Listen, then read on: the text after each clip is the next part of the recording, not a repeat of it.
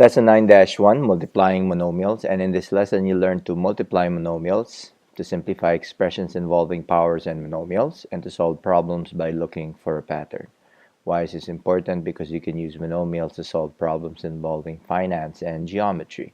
Let's take a look at this example. Since 1983, the Beardstown Business and Professional Women's Investment Club, or the Beardstown Ladies, has been able to earn enough of a profit in the stock market to make any market expert envious. The club was started when each of the 16 women from a small town in Illinois contributed $100 to start an investment fund. Dividends and monthly dues of $25 are also invested. The Beardstown Ladies have earned an average annual profit of 23% on their investments. How has each woman's initial investment of $100,000 increased over the years? Okay, so at the end of the first year, 1984, each initial investment would be worth $100 plus 1 plus 0.23. This represents the annual profit, okay, or $123. The 1 represents actually the $100. So by the end of 1984, they would be their investment would be worth $123. Okay, by the end of the second year of the investment, so by the end of the second year, the initial investment would have grown to $100 plus the first year, 1984, multiplied by the second year, which is the same as $100 times 1 plus 0.23 squared, or $151.29. So the table below shows the value of an initial investment of $100 for each of the 13 years. So 1984, they have $123, the value of their investment. 1985, we have $151.29, as we've shown here. And if we continue that pattern, by 1996, the $100 would be now $1,474.91. That's a lot of money. Okay, so after 13 years, the initial investment of $100 was worth $1,479.91. So if we let x equal the factor the quantity 1 plus 0.23, then the value of the initial investment after 13 years can be represented by 100x to the 13th power. And this expression is called a monomial. So 100x to the 13th power is called a monomial. And let's define what a monomial is. A monomial is a number, a variable, or a product of a number and one or more variables. And these are examples of monomials: 12q, 4x cubed, 11ab, and 1/3 xyz to the 12th power. Okay. Examples of non-monomials, okay, a plus b. The reason for this is because it's not a product of monomial, of a number or variable. It's a sum, okay. When the variable is in the denominator, okay, it is not a monomial because now you're dividing, okay. Subtraction does not make this into a monomial. Variable in the denominator, again, another variable in the denominator. So if you have a variable in the denominator, it stops becoming a monomial. So recall that the expression of the form x to the n is a power. The base is x and the exponent is n. A table of powers of 2 is shown below. So 2 to the first power is 2, 2 to the second power is 4, 2 to the third power is 8, and so on and so forth. And if you notice, 2 to the 8th power is 256, and all the way 2 to the 10th power is 1024. So let's look at the table and let's see what the pattern will tell us. So in the following products, each number can be expressed as a power of 2. Let's study the pattern of the exponents. If you have the number 256, 256 is the product of 8 times 32. In powers, this is the same as 2 to the 3rd power times 2 to the 5th power from this particular table is equal to 2 to the 8th power, again getting it from that table. So the pattern is basically adding the exponents. 3 plus 5 will give you 8.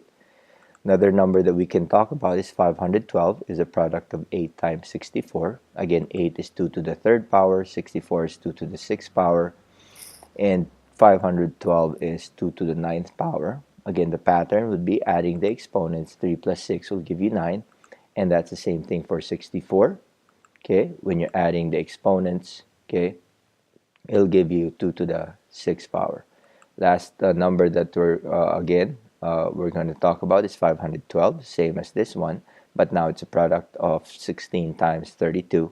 We express 16 as a power, which is 2 to the fourth, 32 as a power, 2 to the fifth, becomes 2 to the ninth, and we add the exponent, it still becomes 2 to the 9, which is the same as what we have in the second column. Okay, so these examples suggest that you can multiply powers at the same base, adding exponents, and this is the first of 4 rules of exponents that we are going to talk about in this lesson. So the product of power is simply saying that if you have a to the m times a to the n, it's equal to a to the m plus n. You simply add the exponents. So let's take a look at example number 1. 3a to the 6th times a to the 8th power. This becomes now, well, copy the problem, and then simply add the exponents with a common base. Since a, okay, are common, simply add the exponents of a. So you have now 3 to the a to the 6 plus 8. So remember, when you have product of powers, the bases need to be the same for you to be able to add exponents. You cannot add exponents if you have different bases. So you now have 3 to the 14th power. Let's take a look at B.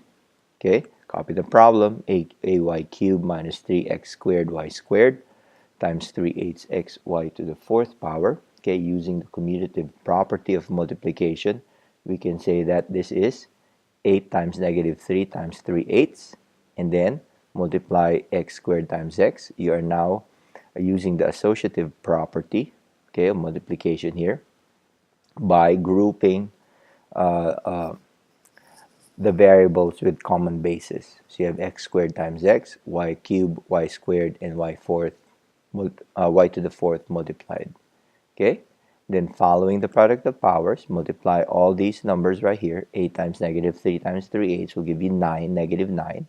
Okay, and then since you have x squared times x, this is x raised to the 2 plus 1. Remember, the exponent of x is 1. And then you will have y to the 3 plus 2 plus 4. Simplify it further, you end up with negative 9x cubed y to the 9th. Okay? So we look for a pattern to discover the product of powers property. Let's look for a pattern.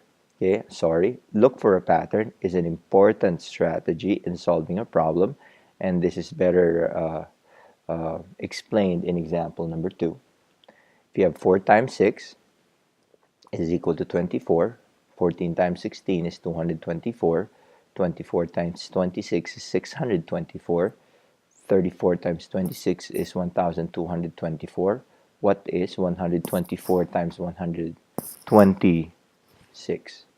So with this, we first look at the problem. You need to find a pattern to determine the product of 124 and 126. Okay, so the last 2 digits of the product are always 24. So to find the first digit of the product, look at the tens place of each pair of factors, and notice that 0 times 1 is equal to 0, 1 times 2 is equal to 2, 2 times 3 is equal to 6, and 3 times 4 right here is equal to 12.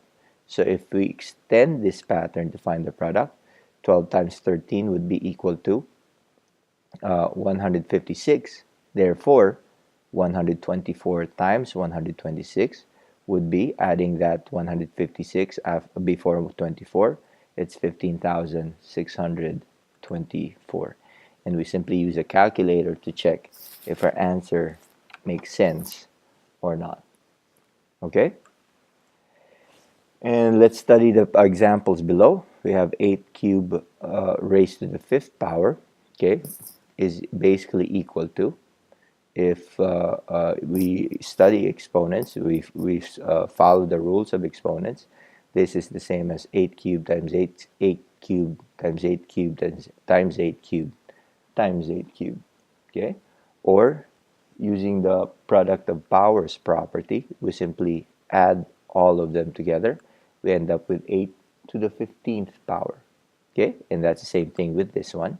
This is y to the 7th, y to the 7th times y to the 7th. Again, using the product of powers property, we simply add all the 7s together. You end up with y raised to the 25th power, which brings us to the pattern. 8 cubed raised to the 5th power is the same as 8 to the 15th power, and y to the 7th raised to the 3rd power is y to the 21st power. So if you notice, these examples suggest that you can simply multiply the two powers, okay, or the two exponents, okay, and get the product, which brings us to the second rule, power of a power. Power of a power simply states that for any number a and all integers m and n, okay, a to the m raised to the nth power is a to the mn. You're simply multiplying your exponents. Okay? And let's take a look at this pattern below. If you have ab to the 4th power, this is the same as ab times ab times ab times ab. Okay? Or using the associative property and commutative properties of multiplication, a times a times a, b times b times b, or simply a to the 4th times b to the 4th. Same thing with 5pq to the 5th. Okay, this is the expanded form of 5pq to the 5th using the commutative property and associative property. This will look something like this one if it shows up. Okay, it's not showing up. Let me see why it's not showing up. Let me get rid of one of them. There you go. There, now it shows up. So you now have 5 times 5 times 5, p times p times p times p, and q times q times q times q. Okay, and you simplify that, you have now 5 to the 5th power, p to the 5th power, q to the 5th power, and simplifying 5 to the 5th power is 3125, p to the 5th, q to the 5th. Okay, and these examples suggest again that the power of a product is a product of powers. Third rule of exponents would be if you have ab raised to the m, okay, it is equal to a to the m times b to the m.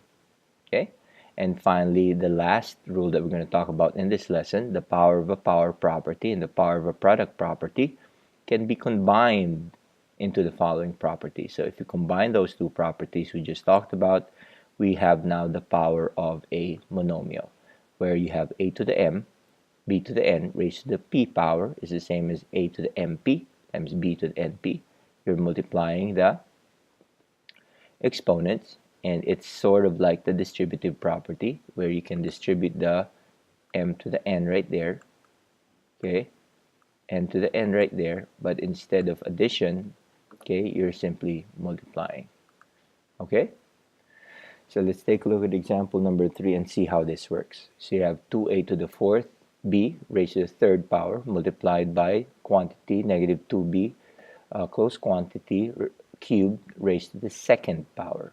Okay, so copy the problem first and foremost, and using the power of a power property, we end up with 2a to the 4th b cubed times negative 2b to the 6th. You simply multiply 2 times 3, which is 6, right here.